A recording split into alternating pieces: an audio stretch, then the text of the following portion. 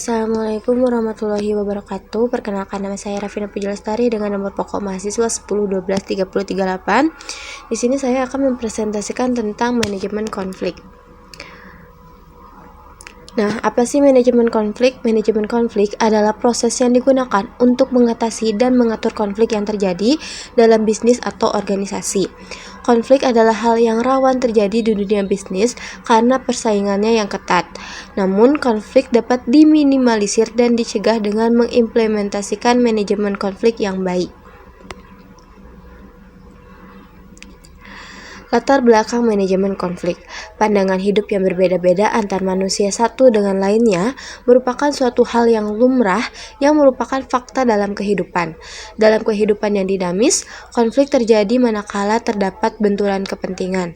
Rasa penolakan terhadap perubahan dikatakan paling sering menjadi penyebab timbulnya konflik.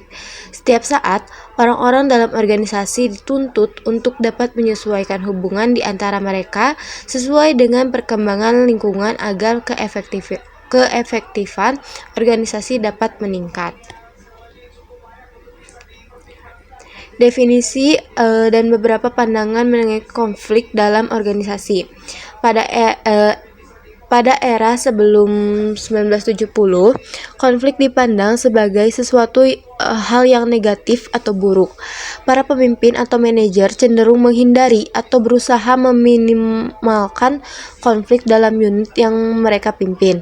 Kemudian pandangan tersebut bergeser di era selanjutnya, yaitu era 1970 sampai 1990, di mana konflik dipandang sebagai sesuatu yang memiliki titik optimal, yakni tingkat konflik yang sedang. Tanpa adanya konflik, orang-orang atau individu dalam organisasi tidak menemukan tantangan, kehilangan potensi kreatif dan ketajaman dalam penyelesaian masalah. Akan tetapi mereka ketika terjadi konflik yang berlebihan, kinerja karyawan dan organisasi secara keseluruhan dapat mengalami penurunan. Oleh karena itu, perlu upaya agar konflik senantiasa dikelola pada tingkat optimal. Selanjutnya, pandangan atau definisi konflik pada paham era baru, yaitu paham terbaru membedakan konflik menjadi konflik konstruktif dan konflik relasional. Konflik konstruktif adalah sebuah jenis konflik di mana orang-orang memfokuskan diskusi mereka pada isu tertentu dengan tetap menjaga respek terhadap orang-orang dengan sudut pandang lain. Sementara itu, konflik hubungan atau relationship konflik merupakan jenis konflik di mana orang-orang lebih memfokuskan perhatian pada karakteristik dari orang lain daripada perhatian terhadap itu sebagai sumber konflik.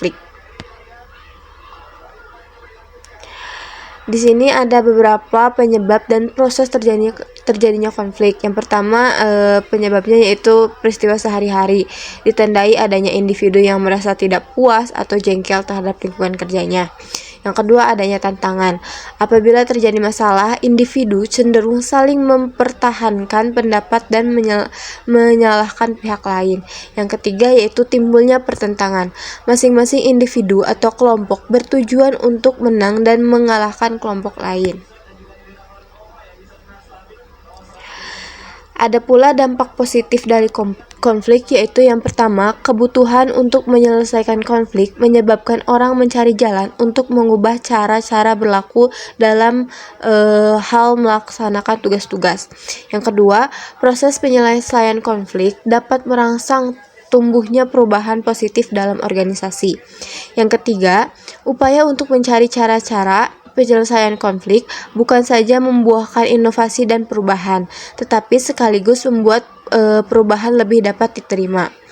Yang keempat, efek menguntungkan bagi pegawai dalam menghadapi sebuah konflik dapat terjadi saat suasana kompetitif menjadi lebih intens yang mengakibatkan pegawai termotivasi untuk mengupayakan usaha yang lebih intensif demi tetap bertahan dalam organisasi, lebih-lebih untuk dapat memenangkan persaingan.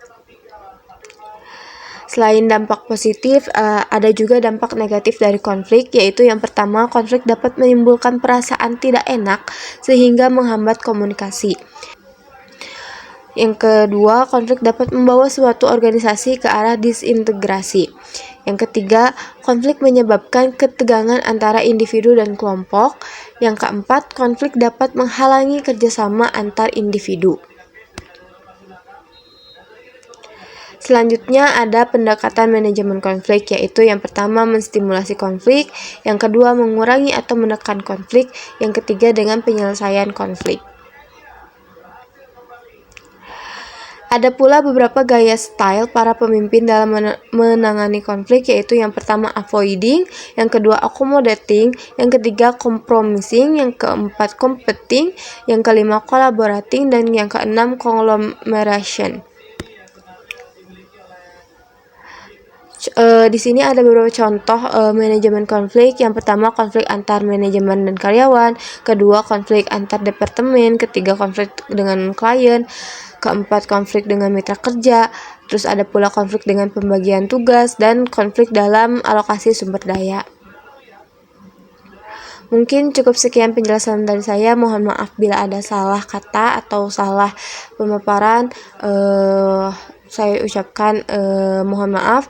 Wabillahi taufiq wal hidayah. Wassalamualaikum warahmatullahi wabarakatuh.